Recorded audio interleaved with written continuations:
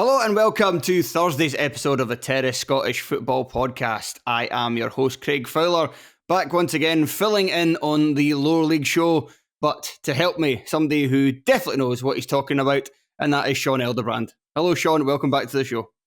Hi Craig, good to be on. Obviously it's the first time I've been on the kind of this version of the lower league show. I was on a kind of special episode with Fraser Clark a few weeks back talking about a hypothetical Scotland C team, which was good fun.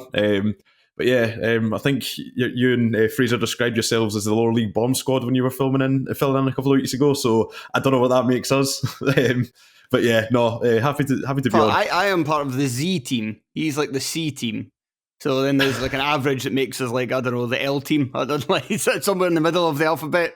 So we're maybe roughly about the same. Yeah, we'll go. What's after L? M. We're the M team then. But we are here to rip off Sean and Telfer with their patented 3-game exploration of the lower leagues, one from each of the divisions, and we will begin with the game that in the championship caught our eye the most, and that was Partick Thistle 4, Airdrie Onions 0. This, after the weekend's games, even though Airdrie Onions lost the match, they secured 4th place in the championship. And there's still a possibility that they could jump above Partick Thistle before the end of the season, but it's a bit irrelevant, I think it's fair to say. I mean, I know a lot of teams would probably rather have the second leg at home, but when there's no away goals and you're playing home and away, there's not a huge amount of difference between 3rd and 4th.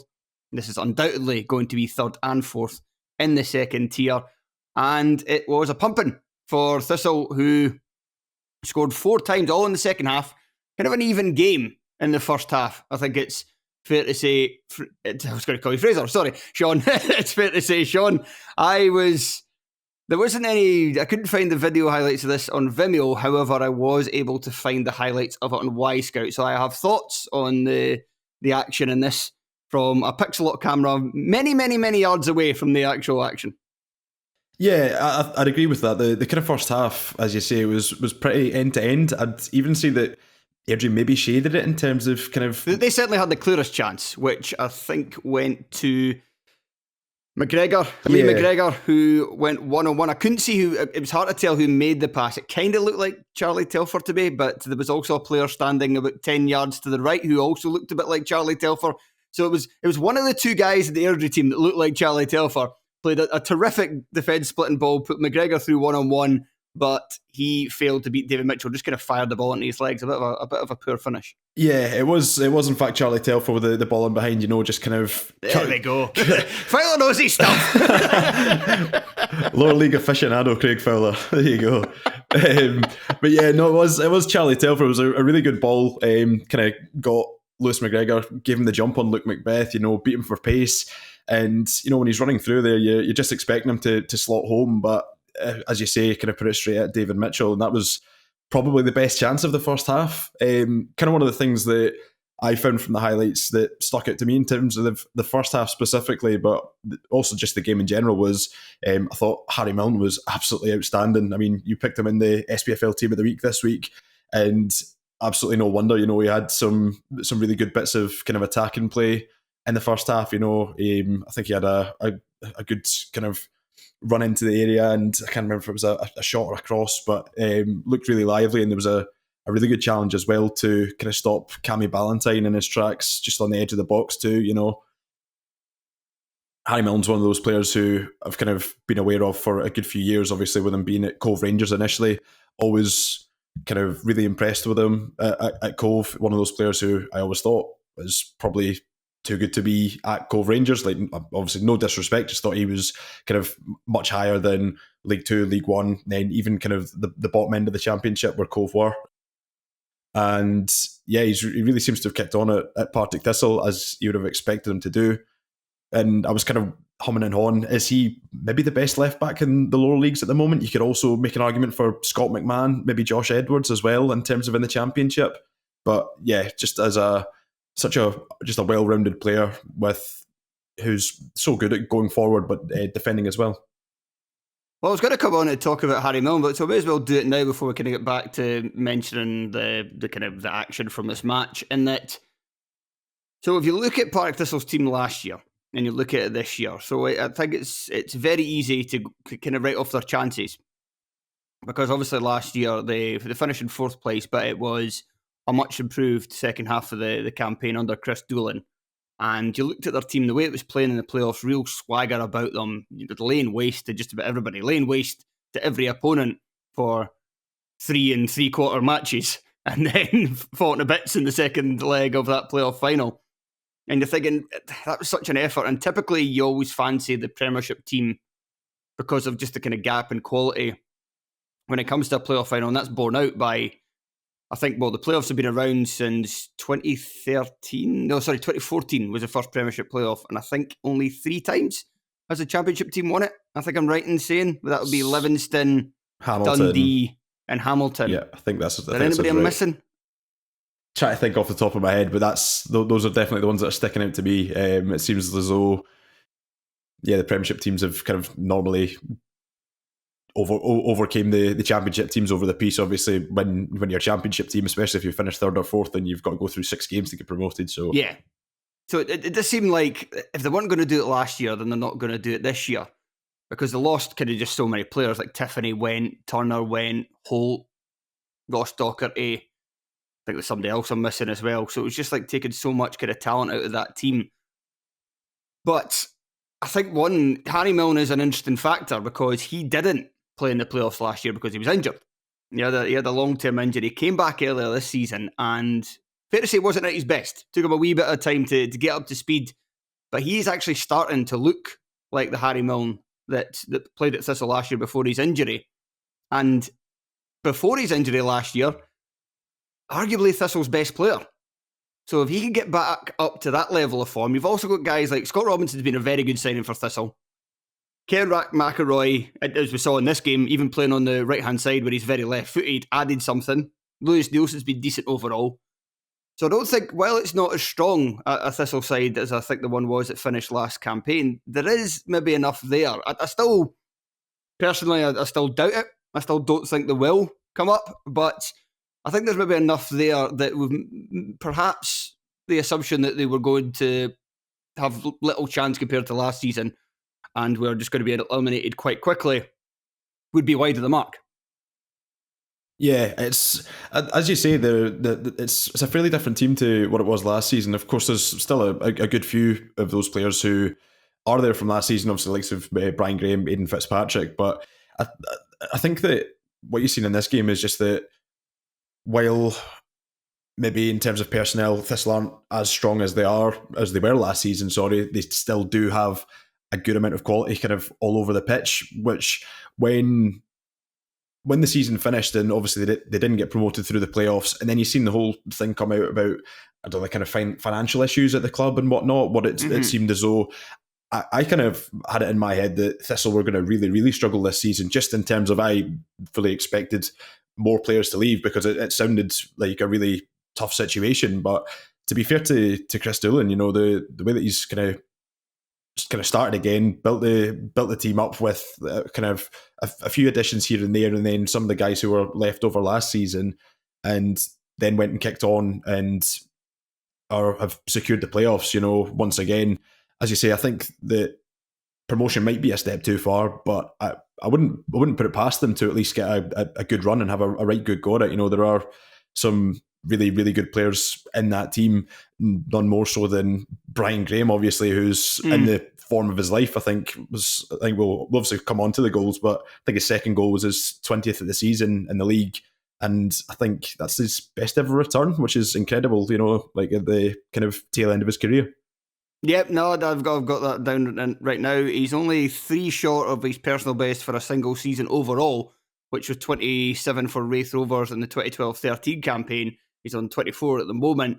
However, as you correctly pointed out, he's already got more league goals this season than he did that campaign. That campaign he only managed 18, very impressive. But this year, as you say, he's already got 20. Aidan Fitzpatrick gets the opener in this one. A beautiful ball from McElroy. Just kind of very similar to kind of the Telfer one in the first half. Just kind of catches it perfectly. Kind of twists his body at the same time. Very kind of nice, just really kind of impressive technique. puts it through Fitzpatrick, shows off his pace, not only to get there in front of the defenders, but then also to cut across the defenders. And then just basically, he goes around the goalie, but doesn't go around the goalie really with any kind of feint or, juke or like kind of misdirection. It's just a case of, I'm going to put the ball at this point and I'm going to run after it and get there quicker than you can. And that's what he does. And that allows him then to get that space. And then he's quicker than the covering defender as well, because he just puts it in the front post. So the covering defender just can't catch up to it and block it on the line.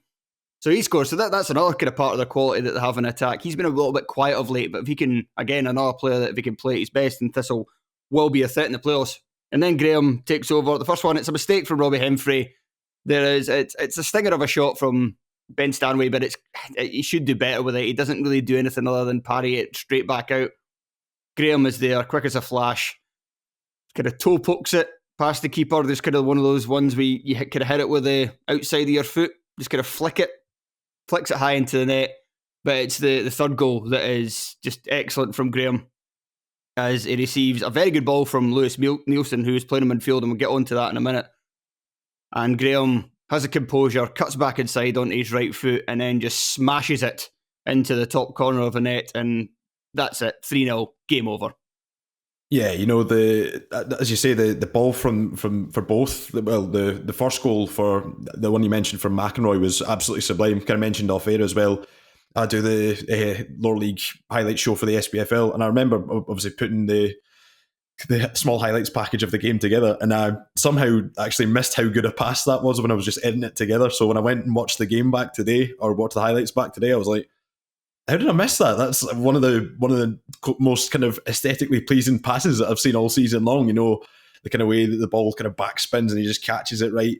And then the one that you mentioned there, the first time pass from Lewis Nielsen, I mean, it's excellent. He plays, I think, a bit of link-up play with McEnroy, lays it back, and then just first time curls it in behind Callum Fordyce, takes him pretty much completely out of the game. Then Brian Graham, as you say, charging through, just using his kind of biding his time, using his kind of his power, but also just a bit of skill to almost like drop the shoulder and send Fordyce to the floor before smashing it in. As we mentioned, Brian Graham is just in the form of his career. I think he's just like in terms of everything, of course, like his goal scoring abilities is kind of, he's a good ball player on the deck. He's powerful. I think he's just like the kind of perfect championship striker. I don't think you could, if you were to like mould a championship striker to play in the second tier in Scotland, then you would pretty much just mould a Brian Graham. Just like if clubs could clone Brian Graham and just each have a Brian Graham, then that would be perfect. But yeah, no, a really good goal and just a real testament to his quality. Yeah, the boy is fit as a fiddle as well. I mean, he's 36, but he's in the shape that most 26-year-olds would be envious of. Like, I am 26 and I'm very envious. Well, I'm a year older than Brian Graham. And Brian Graham, what was it? He was on the show and he told us I think it was 6% body fat he's got. Wow. It was either 6 or 4. It was a very low, even number. I think it was 6. I don't know what my body fat is. I would reckon it's, what's the like the kind of standard okay, like 20 to 25 or something like that. I'm probably 25, maybe 26, maybe just hovering around a little too much body fat, and I'm a year older than Brian Graham, so that's the kind of difference right there. But yeah, the boy, I mean, absolutely looks after himself. So he gets the 2 goals, makes it 3-0.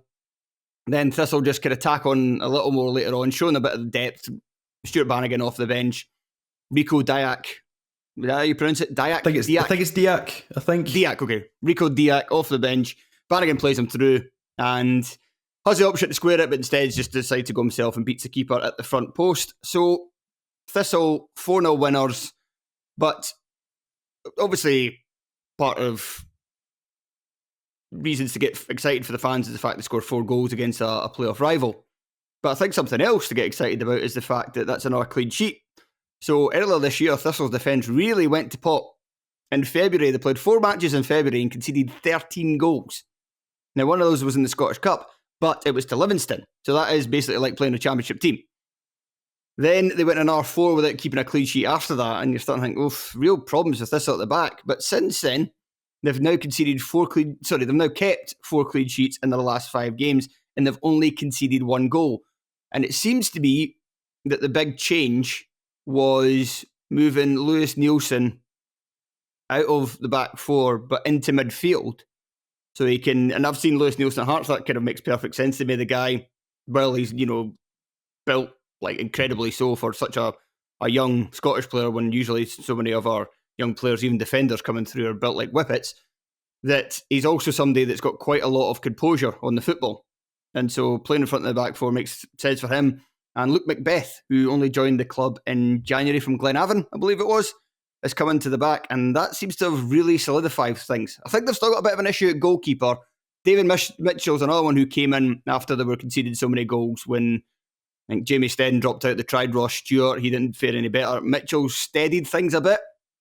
Don't know if you can rely on Mitchell over 6 games going into, like, they'd have to navigate to make their way to the Premiership. But things are certainly looking a lot better in defence than they were a few months ago. And if you're scoring goals and if you're keeping clean sheets going into the playoffs, that's a lot of momentum to take you into what's going to be 6 huge matches if they're going to go all the way.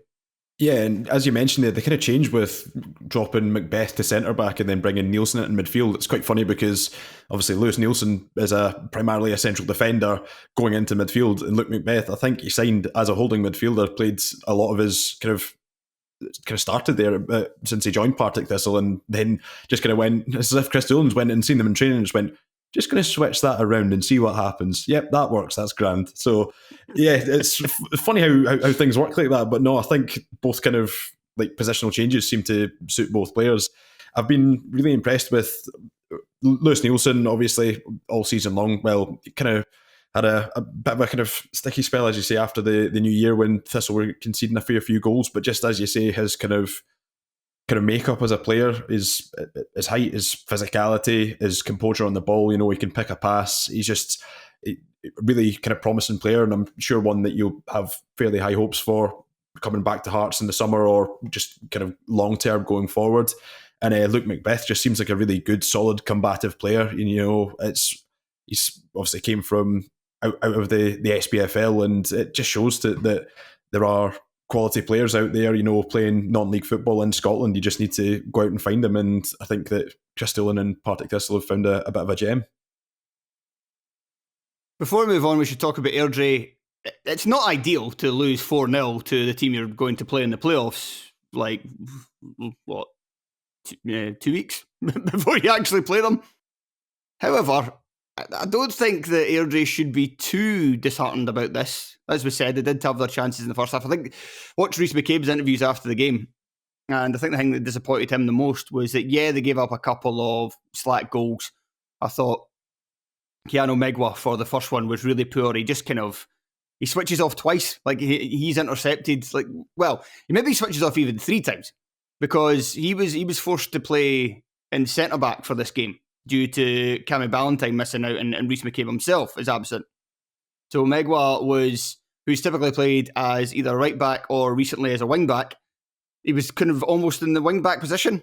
He then thinks he has more time on the ball than he does. His pass is intercepted by Aidan Fitzpatrick. The ball goes up in the air, and Megwa just kind of stands and ball watches while Fitzpatrick then kind of runs about 10 yards away from him.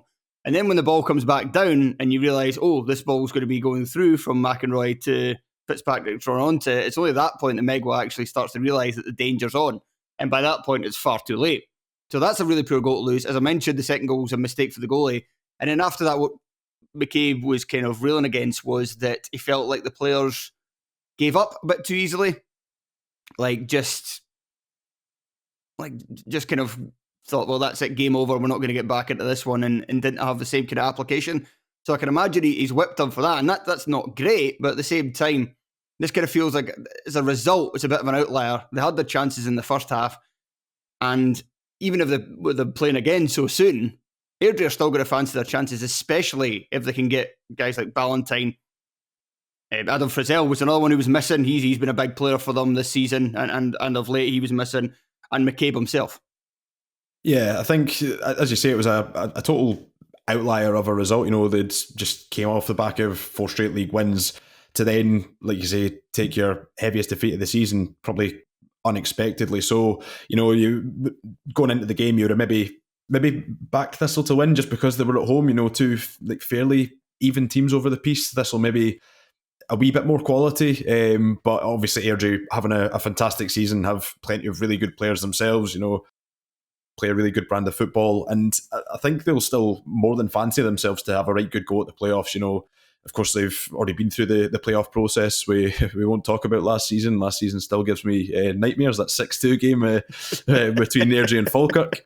But, it's still a relatively, a very young squad, barring, one or two players. I think it's fair to say that the defence for Airdrie has been really good this season, but just didn't have their best game at the weekend. I think, as you say, you mentioned Megwa. I think Fordyce is quite unlucky with a couple, just gets beat for pace with them playing a bit of a high line at times. As you say, Fitzpatrick able to score and beat him for pace, and then the one from Diak at the end was kind of a similar sort of situation.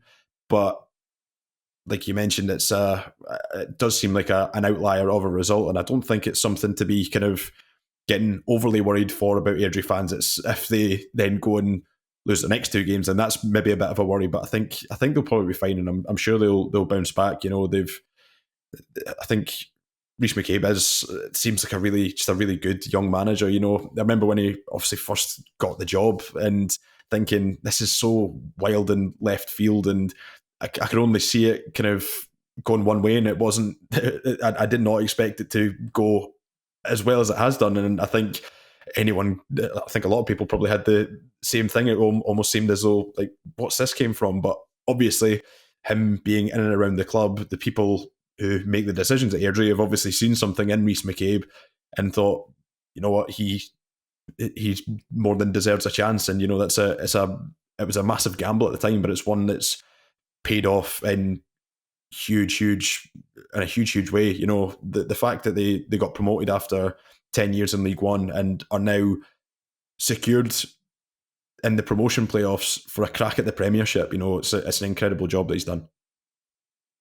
And it's funny, it's one of those ones in Scottish football, well, probably football in general, but if you're not like a supporter of Celtic or Rangers, and you've got like big games coming up, season defining games coming up, and you're on a good run, and then you lose a game, especially if it's like this one where you get spanked kind of thing, and you're like, it's almost, you don't want it to happen, but you almost got to take a bit of comfort from it, because you just tell yourself, well, they obviously needed that to concentrate more. They needed a whooping to bring them back down to earth a wee bit. They needed to focus the minds. And I think that's maybe a bit of a case with Airdrie. And at least some of the kind of supporters' comments, nobody was really kind of too angry about it, just along the lines of, okay, that was a bit pish, but get everybody fit for the end of the campaign, and then go again against Thistle in the playoffs, and it should be a different game.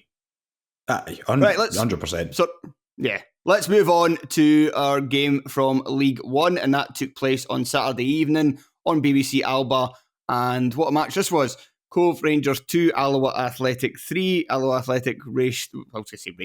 Then they scored a second goal in the second half. But they went into a 2-goal lead, a commanded 2-goal lead, because they played very well. Cove Rangers in 4 second half minutes brought it back to 2 each, but Alloa found a late winner. Sean, what did you make of this one? Yeah, so I think I caught the most of the second half live when I got back home from the Falkirk game at the weekend. Just first and foremost, I mean, what a result for Alloa. That's them in the playoffs as well. They've got a chance to try and get promoted to the Championship. Andy Graham's done a fantastic job there since he's kind of taken over the reins. But in general, yeah, the game, it seemed like a really kind of competitive, even first half. Not too many clear-cut chances. One or two here or there until Alloa nudged themselves in front. Mikko Virtanen's header from a corner kick, a really, really good delivery from, I think it's the young boy Ethan Sutherland. Really good delivery, kind of outswinger, but Virtanen kind of stooping to. And yeah, it's one of those ones that's very kind of aesthetically pleasing, where they're kind of having to, not quite a diving header, but kind of like one of those ones where they're like kind of leaning back and stretching, and you can really see the neck muscles doing the work as they kind of have to go back across themselves. I think the goalkeeper should do better. Yeah, but it's still a very good header. That was kind of one of the first things in my notes about that. Is it was a very the corner was whipped in with a lot of pace, and as you say, the kind of almost backtracking, stooping ahead. It was brilliant from Mikko Virtanen, but the goalie probably should be doing better there. But as you say, nonetheless, puts Alloa a goal up, and they seem to be kind of relatively in control throughout the first half. I think before the goal, Taylor Stephen had a pop-up goal from about 30 yards out. Just takes it on the turn, smashes one goalwards, and Nick Suman, I think, is the Cove goalkeeper. Yeah, tend to switch between him and Balint Demas, but he made a decent save. It was a well struck shot, but quite central. But Taylor Stephen in general, he was someone who was an absolute standout in this game, alongside Bobby Wales, who I'm sure we'll come to as well. But I think Taylor Stephen may be one of the most exciting young prospects in the lower leagues at the moment. Every time I've seen him play this season, obviously seen him live when Falkirk have played Alloa, he's impressed me so much. Just a player with bags of technical quality, and one of those things that's kind of intangible. It's just that kind of confidence and callousness about his play. Plays with a real swagger. Someone who clearly knows that he's a very decent player and is probably above League One level at the moment. But he has a real standout in this Alloa team, in terms of not just his kind of skills and his running and whatnot, but his output as well has been really excellent. I think it's 9 goals, 7 assists in League One this season. And I think he may be out of contract at St Johnstone at the end of the season. Not 100% on that. I tried to check a few places. So I checked on Transfermarkt, and that was kind of inconclusive. And then I seen an article from St Johnstone that he'd signed an extension until the end of this year, last season, and I couldn't find anything else to kind of suggest that he'd extended further. So whether that's the case or not, whether he's kind of going to be potentially moving on from St Johnstone, or whether he's going to be going back to Saints and trying to fight for a place in their first team, I think the future's really, really bright for him. And I think wherever he is next season, whether it is Saints or whether it's elsewhere, a team's going to have an absolute gem of a player on their hands. Yeah, I'm trying to just kind of find out while you were talking there. I saw like what you alluded to, the Twitter post from last season where St Johnstone revealed that Taylor Stephen, along with 3 other of the young players, had signed 1-year extensions. But let's see, I don't think I can see anything in terms of, there's a couple of articles here. Let's see, anything on contracts? Not sure about this. Yeah, maybe he is out of contract at the end of the season. I certainly can't find anything that says that he's been given another year yet or so. So, yeah, if you're a St Johnstone fan listening, or an Alloa fan who just happens to know, get in touch and let us know whether he's got, because that would be somebody that, not only that Alloa would be desperate to have him. I think a lot of teams in League One or even the Championship, considering he's only 19 years of age, and that kind of, that's what you kind of look at when you watch Alloa. The kind of really kind of impressive blend of quality, talented young players, especially in the forward positions. Taylor Stephen, Bobby Wales, as you mentioned. Ethan Sutherland, I know, plays at fullback, but he's somebody that very much likes to get forward. You saw him really making an impact in the latter stages of this game after it had gone to 2 each, getting forward and bringing that extra kind of edge to attack. Quinn Coulson has been decent this season. He's only 20 years old. Stephen Buchanan, who came off the bench, only 21, plays in advanced areas. And then you've kind of got kind of blend of experienced guys. Scott Taggart, 32, Curtis Roberts, 28, Morgan Neal, 28, Stephen Skugel off the bench, 31, Connor Salmon, I think is 35, 36. In fact, no, he might be older than that. I think he might even be 37. I'm not 100% sure, but he's certainly one of the more experienced You're right, players. 37. Yes, he is just 3 months younger than I am. God, you're old. But to go back to, actually, before we get to, because I thought the second goal, actually, I'll just do it now. The second goal, I thought, really showed off a lot of Alloa's qualities on a kind of collective and an individual basis. So it was won back in the middle of the park by some kind of dogged, hard-working play from Curtis Roberts. So that's where he's been known for this campaign. Taylor Stephen then takes the ball, shows his quickness, his dribbling ability, his creativity to move the ball from the middle of the park to close to the Cove penalty area, and then puts in a terrific cross for Bobby Wales, who's been doing what he's done ever since he came in on loan from Kilmarnock, and that's finding the back of the net. So that made it 2-0. However, Sean, Should Cove have got a penalty in the first half at 1-0? Yeah, I did have this down as well. The one from, I think it's the challenge from Verton on Mitch Megginson. Yes. Yeah, I was kind of humming and hawing over this. Like, I think there's definitely contact, and it's one of those ones where I look at it and I think, if that's my team and that gets given against me, then I'm going to be absolutely fizzing about it. But also, if you get away with it, you're like, slightly borderline. But I think there's probably maybe enough contact to warrant a penalty kick. Certainly a brave decision from the referee, to call it that way. And obviously, if Cove get that penalty and go on to score, then you never know, the game might play out completely differently to the way it did. The Alloa commentator on the highlights seemed to suggest that Megginson had kicked into or stood on Vertinen as they both kind of went for the ball. I couldn't really see that. It certainly wasn't anything that looked quite clear. And it was a funny one from the ref as well, because he gives a foul the other way. And the reason why he does that is because Megginson goes down and then grabs onto the ball.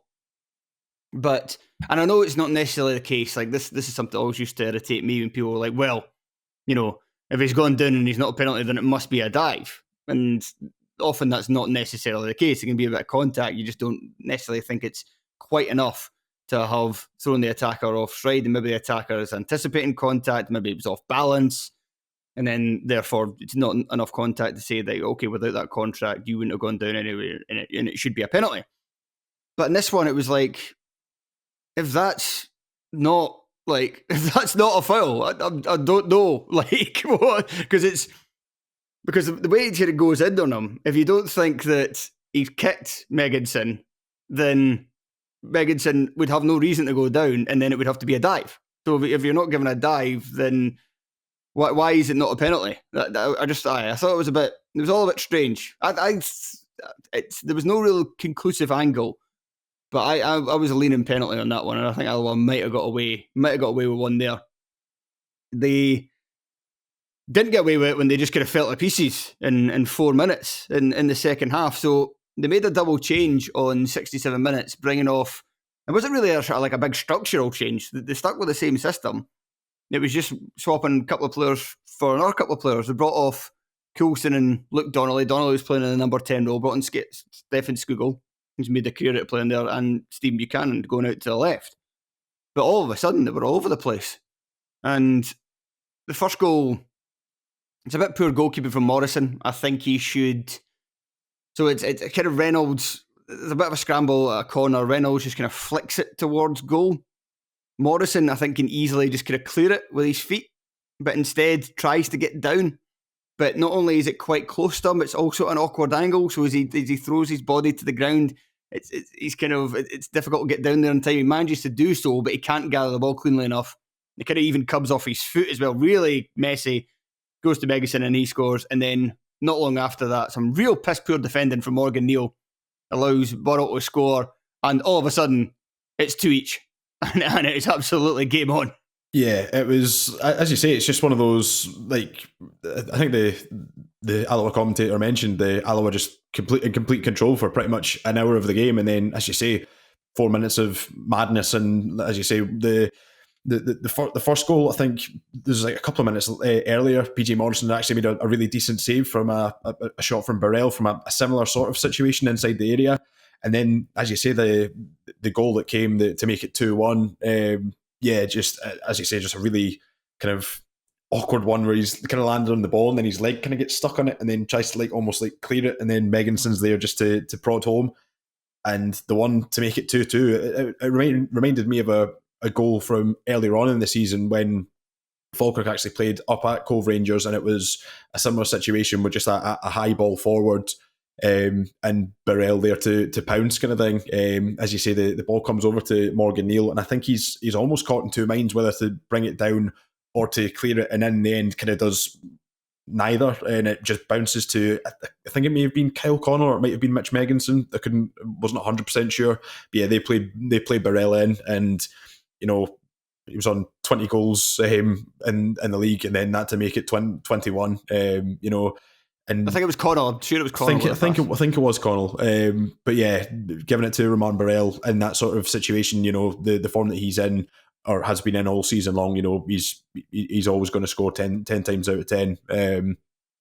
It's been incredible to see his kind of rise in terms of goals this season, because of course he was with Falkirk last season, found himself kind of in and out of the team, kind of swapped in and out for, at the start of the season, I think Juan Alegria was preferred often, and then at the tail end of the season often went with Gary Oliver kind of as the main striker. So was kind of in and out of the team, always looked a bit of a threat when he played, but never got a consistent enough run of games, just due to I don't think he maybe suited the way that Falkirk played. I think the mark on him is that he's very good in a two-man attack, yeah, but struggles when he has to play up front on his own. I think so. I think he's decent in the kind of physical side of the game, but he's not a hold-up play kind of guy. He's more a physical, will roll a defender and then get in behind, and he's got obviously a decent amount of pace, and he's a very decent finisher as well. Just on him, be curious to see what he ends up doing at the end of this season, because if Cove stay in League One, if they miss the playoffs and then don't, or even get to the playoffs but don't get promoted, can't see him hanging around. Would fully expect a good chunk of Championship clubs to be very, very keen on his signature, or he may end up heading back down south to, I don't know, the National League or somewhere similar. Just obviously depends who comes in for him, but I'd certainly be interested to see how he would get on in the Championship next season if he was to sign for, I don't know, a Morton or a Dunfermline or any of those sort of teams, kind of maybe battling in and around mid-table trying to push for the playoffs. Well, we should talk now about Cove's chances, because I think it's hard to be too confident about Cove going up. But if you look at the last two games and you look at recent form, you'd kind of have to fancy them to get into the playoffs. The last two games are against Queen of the South and Edinburgh. Montrose, who they're a point behind, are away to Kelty and home to Queens. Now, that advantage could be enough for Montrose to hang on, and Kelty, it should be said, are safe. But Montrose have been dire recently. No wins in 6, beaten by Edinburgh, beaten by Stirling, gubbed 7-1 by Falkirk in that time. Cove haven't been great either, but they've got 2 wins in that time and have had a tougher run.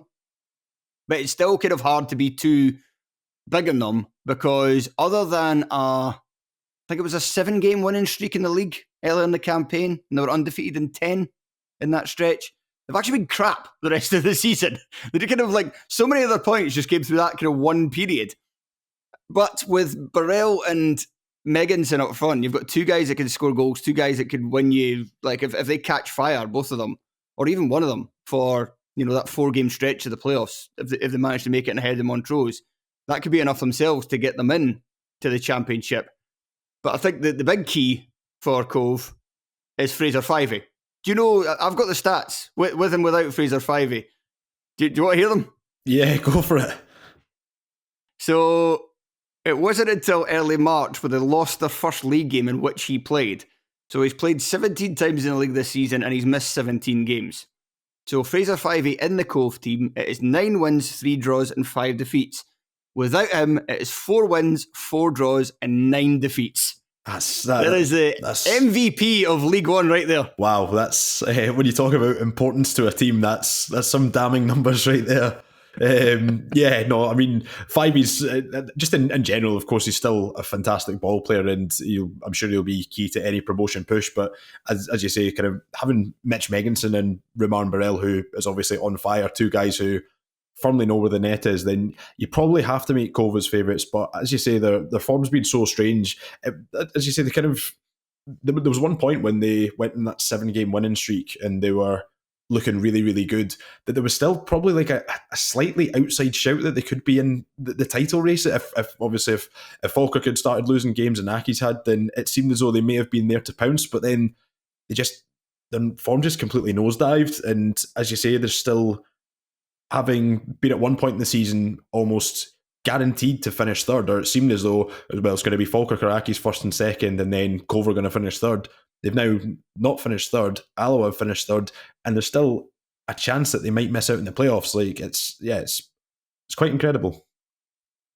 The game was won in the 89th minute when Ethan Sutherland, who, like I said, kind of really impressed in those latter stages, hung up a tantalising ball at the back post for Wales, who powered in a header a second of the game, and that confirmed Alloa's spot in the playoffs. They are going to, if they already had, I'll need to double check this, are they fully confirmed for third place as well? I believe so. Yes, let me just have a quick look at the League One table. Alloa are, yes, they are 8 ahead of Montrose with only 2 games to go. So they are definitely concerned in third place. And I mean, if you're looking at all the teams and looking at form and momentum, I know that they could have had a wee bit of a rough patch not that long ago, but Accies have been kind of trending in the wrong direction ever since about Christmas time. Montrose and Cove, we've just talked about. Whoever is going to finish in 9th place in the championship is obviously going to be up against it a bit. So you got to look at that thinking that Andy Graham's got a great chance of getting Alloa into the championship and not even his first full season in the job. Yeah, I mean, it'd be some story, wouldn't it? I mean, the fact that I think he may still be contracted as a player as well. But started just the season on the playing staff, and then he's now taken the managerial job, and as you say, almost, well, it's got a decent chance of taking them to the second tier. And I think, as you say, Alloa will definitely fancy themselves, so they'll be playing Hamilton in the semi-finals of the playoffs, and of course they met them in the playoffs last year when Hamilton were still in the championship, and it seemed at one point as though Alloa were going to beat Hamilton and be the team to relegate Hamilton, but I can't remember what the score ended up being in that game at New Douglas Park, but I think Alloa were 2 up and then got beat. Was it 4-2 or 5-2 on the day, which or was it maybe 6-2 even? Can't remember off the top of my head. Yeah, but they got gubbed. Yeah, it was quite the collapse, which I think ended up being a bit of a hangover into this campaign under Brian Rice. No, 100%. But I think that with kind of that in the rear view mirror, I'm pretty sure they'll be desperate to go, right, let's get one over on Hamilton this year in the playoffs. Let's get revenge for last year. And with the kind of young, talented players that you mentioned, they'll be absolutely champing at the bit to make themselves an Alloa hero, an Alloa legend if they were the player to score the goals to send the Wasps back up to the championship.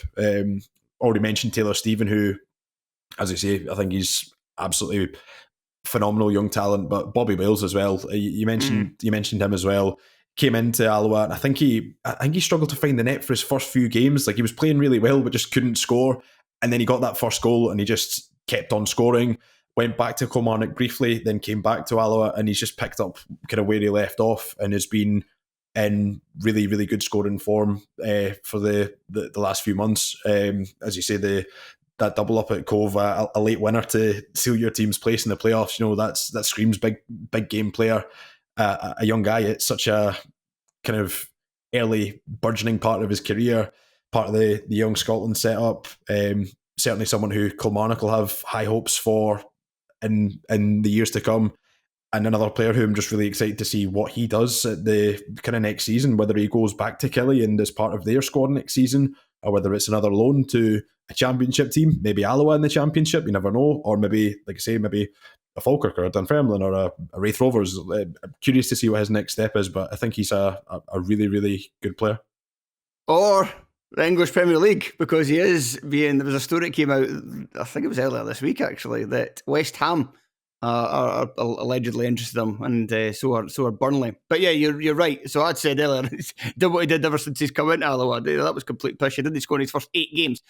But since he scored a 2-2 draw against Montrose on December 23rd, he is absolutely banged in the goals. Let me just kind of quickly count up how many games that is. 8, 9, 10, 15, make that 15 games. 13 goals in 15 games since he managed to get his first one. Yeah, that's a player on fire. That's not bad going whatsoever, is it? No, not at all. Not at all. Right.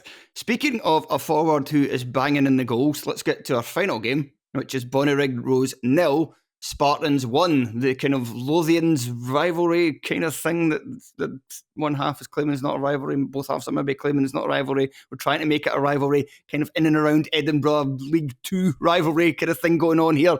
But Spartans, for the 4th time this season, avoided defeat against Bonnyrigg. And that is not a great result for Bonnyrigg, as a victory in this one would have essentially made them safe at the bottom of League Two. They are still having to fight again over the last 2 weekends of the season, and that was because they went down to an 85th minute screamer from Blair Henderson. Sean, what a hit this was.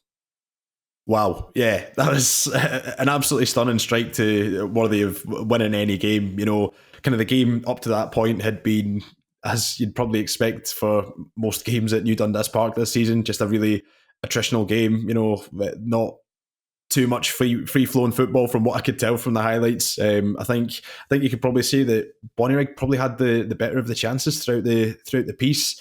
A lot of those coming from kind of set pieces, corner kicks, free kicks. I think there's a one or two decent chances for Kieran McGackie had one, Kerr Young had another. Aye, the Kerr Young one I thought was the biggest chance because, but I think to be fair, I think he's just trying to get his head. I don't know if he's trying to place it too much into the corner, and you actually see on the replay that Carswell, instead of kind of just guarding the front post, actually moves off his line slightly. I think he expects it to go back across goal and he kind of anticipates it and he gets it wrong. So in the end, like Young doesn't have to try and squeeze it into the front post. He's got a lot more goal there to aim at, and if he just gets it on target, he probably scores. McGackie, you're right, the first half where he just, I think he's got a lot more time than he realises. So he's stretching for it. So it's almost a comedy goal because it's Kieran Watson tries to clear it, smashes the ball for Bradley White, and it just falls from McGackie. But he's like stretching for it, but he could try and bring it down and then kind of go with his other foot. But instead, he just kind of flicks his boot out and just tries to take a first-time shot and ends up just going miles over the bar. But yeah, certainly that I'd agree that Bonnyrigg, I mean, it's Bonnyrigg's highlight, so it is hard to tell. But it certainly looked like they had the better of the chances. They had 10 shots each, but they looked like they had the better quality opportunities. Yeah, I'd say so. I think from what you could see from the highlights, it seemed as though the majority of, or pretty much all of Spartans' kind of cracks at goal were all coming from outside the box. I think Cammy Russell had a few. He's another one of those players. I mentioned him on another podcast that we did, the Scotland Sea podcast that I did with Fraser. He's a player who I've been really impressed with this season in general. Another player who has just put up some pretty decent numbers in his kind of first season up with Spartans. 7 goals, 8 assists in League Two. Player who I think can play on either side, a really decent shot on him, good from set pieces, and just every time that I see him in kind of highlights, he's always one of those ones that looks lively, even if he's not scoring goals or not getting an assist that game, then he's always one that you kind of look out for and he kind of makes you sit up and go, oh, let's see what he's doing. Kind of just a really exciting player, and another one who, I don't know, maybe he fancies himself to go up to League One, whether that's obviously with Spartans, obviously with a playoff campaign coming up, or whether that's a team higher up the food chain goes, you know what, we'll give you a chance. Certainly someone who's really kind of stood out in this Spartans team this season. But I think just in general, mentioned before as well, Spartans are just a team who I've been really impressed with how they've kind of went about League Two this season. Didn't really know what to expect from them because obviously previous teams who've won the pyramid playoff, likes of Kelty, Cove, etc., have had kind of what seemingly like a good bit of money behind them. Obviously Kelty had like a few kind of almost like lower league superstars who dropped down. Cove had Mitch Megginson, who we all knew who he was, but when he was from playing in the SPFL before dropping into the Highland League and scoring 1 million goals. But the Spartans team just seems to be a really just kind of solid group of players who, a lot of whom have generally played in the Lowland Leagues. Some of them have obviously played in the leagues before. Cammy Russell's played. I think he played with Airdrie back in the day. Blair Henderson, of course, was a League Two stalwart with Edinburgh City for a long time, as well as playing with Danny Denham, Paul Watson. Yeah, Mark McNulty, obviously. Yeah, those guys obviously coming in this season, kind of thing. The squad that Dougie Samuels kind of brought up is generally the same squad, but they've just added a few good bits of quality. You know, the likes of James Cragen as well. He's another one who I think's had a really standout season. I think he was voted in the PFA Team of the Season just last week. but yeah, just a really decent side. And I don't think it'd be too much of a stretch to say that in the next kind of 4 or 5 years, just they seem like a really well run club, and it wouldn't surprise me if they go on to become kind of one of the best part-time teams in the country. You know, the fact that they are Edinburgh based as well is probably a huge advantage for when it comes to attracting players. Yeah, I would say so. I even replied to it. I don't usually reply on Pie and Bovril, but I just went. There was a short thread on this, but there wasn't really kind of many comments in it to take anything from the game. But there was an East Fife fan basically complaining that he felt that Spartans are just kind of following the trend by kind of overpaying for players, and he was like, "Well, how can they afford?" And he listed some of the guys that we've talked about. So McNulty, Callum Booth, James Cragen, and Paul Watson, and like how can they afford these guys when they're like their crowds are, I think, slightly below average for that division? And I was just like, and I replied to basically, I was like, they're all from Edinburgh. They're all from Edinburgh, or they live in Edinburgh, or they've lived in Edinburgh in the past, and it's likely they set up roots there. So Callum Booth was born in Stranraer, but he moved to Edinburgh at a very young age. Obviously played for Hibs for a number of years. He's never really played, I don't think off the top of my head, too far away from Edinburgh. Cragen is English, but he got his break in Scottish football having played for Edinburgh University and then was given a chance by Partick Thistle. He has played down south again, but I can imagine he's kind of got strong roots in Edinburgh as well. McNulty's from Edinburgh. Watson's from Edinburgh. Danny Denham, and that just allows you to pick up players that might not like otherwise fancy signing for you, because like if you're another club, so I talked to I did the podcast, if anybody wants to listen to this on our patreon.com/Terrace Podcast. I talked to the Arbroath commentators last week, and they were kind of fearful of the future of the club because they're kind of on the periphery of Scotland, kind of a bit more rural, that it's kind of hard to attract players. A lot of players are where the biggest population is, and that's in the Central Belt. And it's with the SPFL opening up and opportunities for teams lower in the pyramid to pay players a bit more money, then it means they're kind of staying there and they're signing for a team in the lower league, or maybe even a level below that, because there's upward mobility and there's a way to get back to the SPFL, whereas there wasn't that before. You either played in the SPFL or you didn't. There was no chance of helping a team get up there, and that was having a detrimental effect. But it also means that clubs like Spartans, who aren't necessarily throwing a lot of money around, but it means that they can say to somebody, right, we're all going to, we can, and they can match some other teams because they're not having to pay expenses to get the players down. They're not saying like, well, we'll give you this much a wage and we'll also pay for this kind of petrol for you to get down to us. Or it's like whatever wage it is, it doesn't include, maybe like they pay about, I don't know, I'm plucking these figures off the top of my head, but maybe they pay like 20 quid like less, but the player isn't having to shell out 40 quid on petrol just to get to training twice a week. And that thing's just going to go in their favour, and there's going to be a lot more players, a lot more talent that just lives in Edinburgh or the surrounding areas. Spartans say, here, do you want to come play for us? They'd be like, yeah, because that makes training easy twice a week, and that makes playing games every second weekend a lot easier as well. Yeah, no, 100%. That was a lot of words to get to that, but I got there in the end. Absolutely.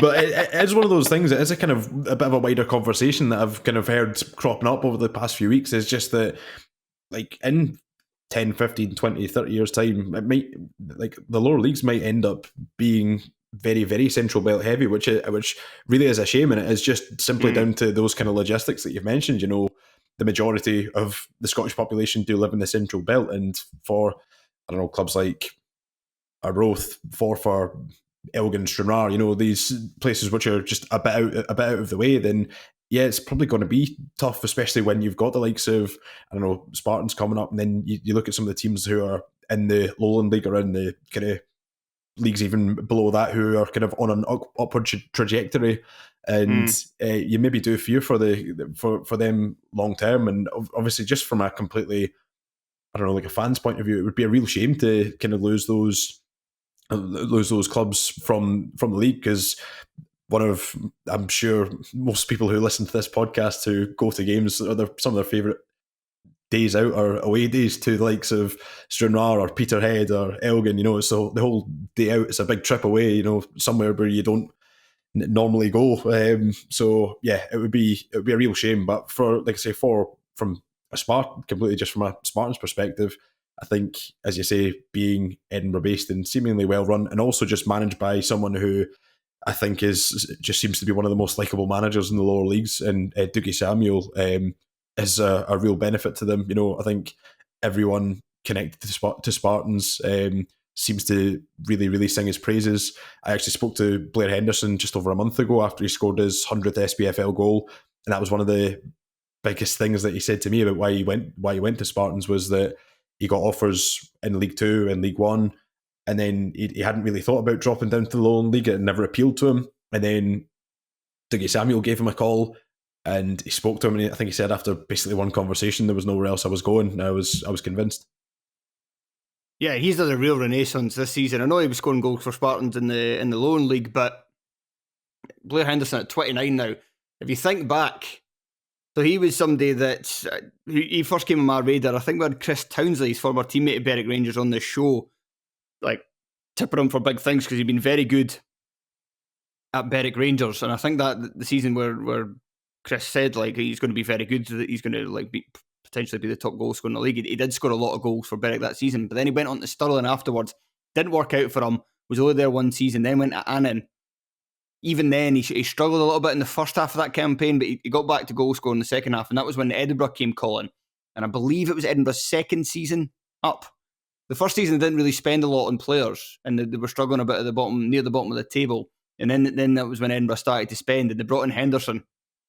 38 goals in 47 games.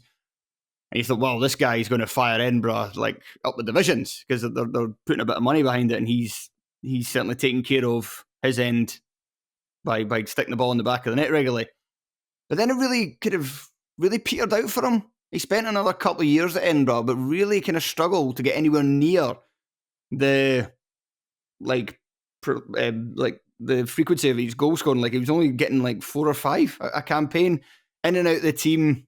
And he kind of thought, well, that's... And then, as you say, like he had a lot of offers in League Two, but he goes down to Spartans, and it's kind of reignited. Like sometimes I think maybe goal scorers need that, and I've said it a couple of times about players at higher levels. I've wanted Stevie May to do this for years. Go down a level. Like rediscover your love of goal scoring, rediscover that instinct, that confidence, and then you can go back up again and do well. And that's Blair Henderson. It certainly worked for Blair Henderson. I don't know if it would work for Stevie May, but it certainly worked for Blair Henderson.